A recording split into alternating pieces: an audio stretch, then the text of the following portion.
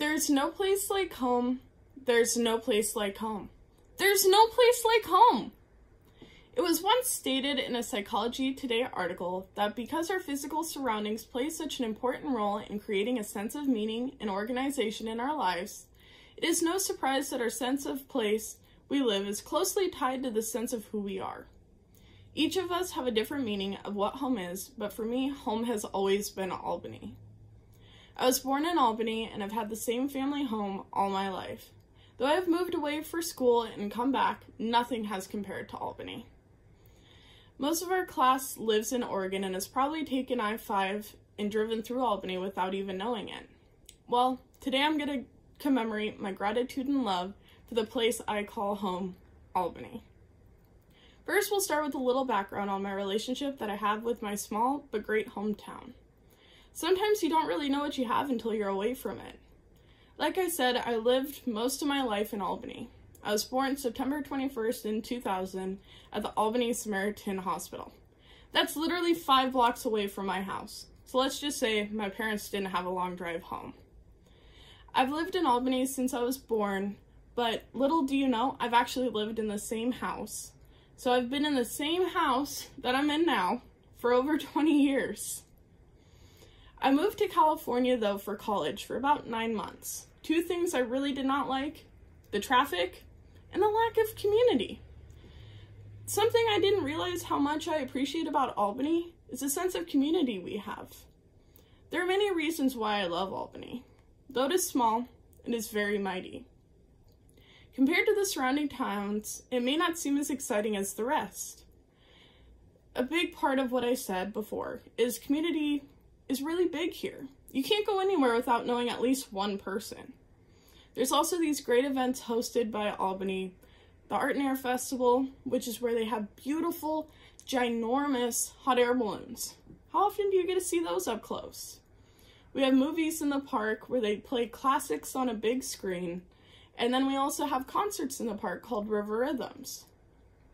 Little do you know, we actually have one of the largest Veterans Day parades on the side of the Mississippi. However, one of my favorite parts about Albany is probably the decorations.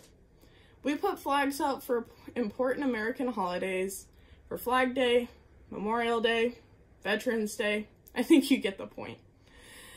But one of my favorite things is when spring comes. We have these ginormous, beautiful, amazing smelling flower baskets that they hang all around downtown. People with allergies probably hate them, but I love the way it makes our town smell. However, my favorite, absolute favorite part of Albany is the decorations around Christmas.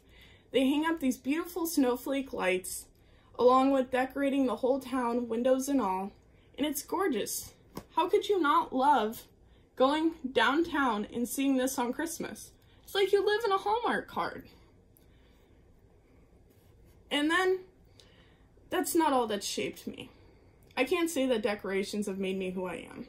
My parents, when they moved from LA, knew they wanted to be involved because they wanted to start a family and know where they came from. So we started by helping Albany Parks and Rec. I got so involved that I eventually actually got a job for Parks and Rec, and I worked there every summer doing odd jobs, helping, lifeguarding, a bunch of different things that really helped me shape me for my future.